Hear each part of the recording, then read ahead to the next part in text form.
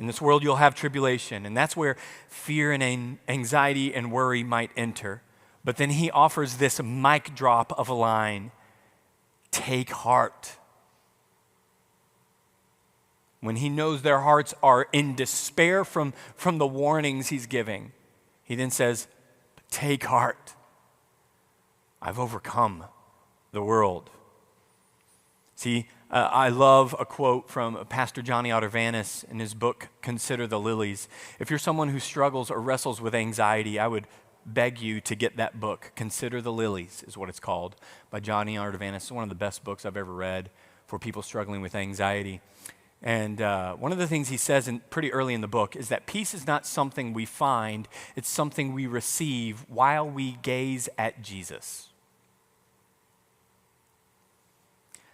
We want to find peace in control or in outcomes or in circumstances. And Pastor Jonny Ardavanis is making the case that no, we have peace while we just look at Jesus.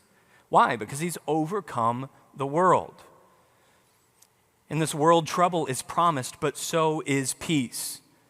If you notice now that Jesus says, take heart several times in this discourse, or let not your heart be troubled. And how many times he said, I tell you these things that my joy may be in you? Or how many times he said, I tell you these things that my peace might be in you? He doesn't give them peace instead of pain. He gives them peace in the midst of pain.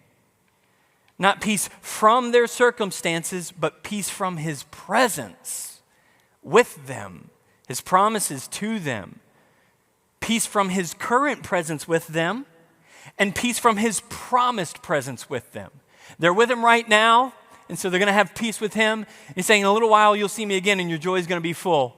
And also, it's actually better for you that I leave, because then the Father will send the Spirit of truth will guide you into all truth. He's going to be with you at all times, ministering peace and comfort and hope to you in the midst of what you might face.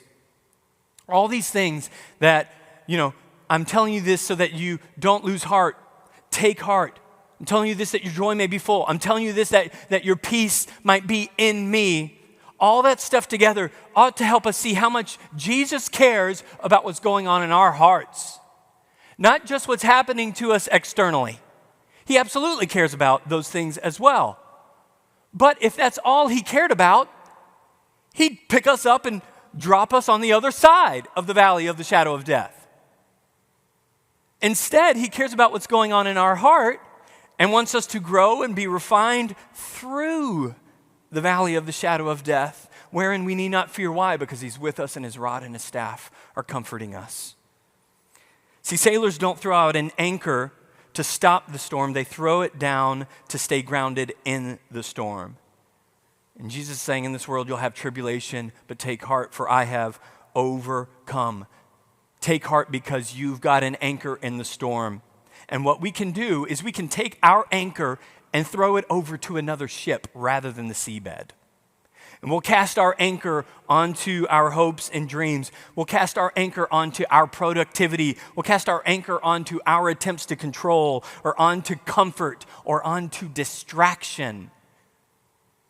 And all we're doing is reinforcing our demise, or at least the waves and the fear and the anxiety. But when you throw your anchor to the seabed that is Christ, your ship will stay.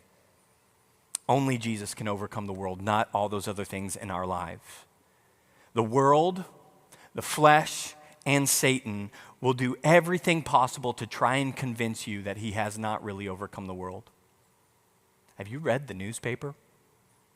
Have you watched the news? Have you seen the tweets? Have you seen the posts? Have you heard? Certainly, he has not really overcome the world. Have you seen what's going on in your family? Has he really overcome? And I love how Jesus speaks in the past tense when his death and resurrection is still future. He says, I have overcome the world, before he even goes to the cross, before he even walks out of the tomb. It is absolute certainty, without a shadow of a doubt, that his power is greater than the world, greater than the flesh, greater than Satan. Now let's bring this all together. Jesus ends his teaching ministry with three powerful promises: that clarity will come, that joy will rise from sorrow, and that peace is available because he has overcome. He's not offering escape. He's offering endurance. He's not avoiding sorrow. He's transforming it into joy.